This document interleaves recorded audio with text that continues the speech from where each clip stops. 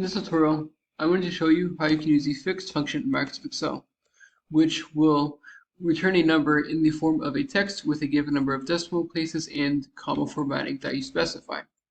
So to use this function, just do equals fixed.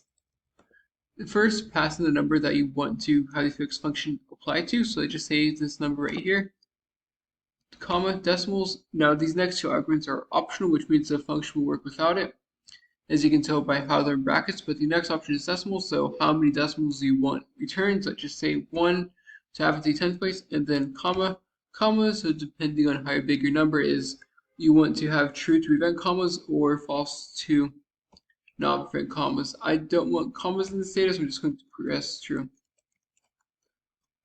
There you have it. Now I have, instead of 20.073, I have 20.1. One of the big differences, though, from a forwarding perspective, is the input is a number. The fixed function is not a number. And I'm going to copy paste this down real quick.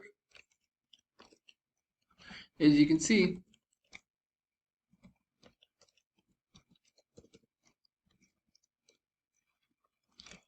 the input is a number, while the fixed function makes sure it's not a number.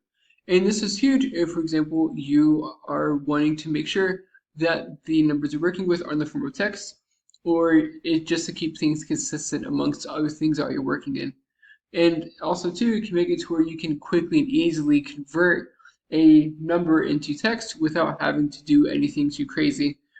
So that's it. I hope you found this to be helpful. If you did, like, subscribe, comment. Thank you for watching. Have a great day.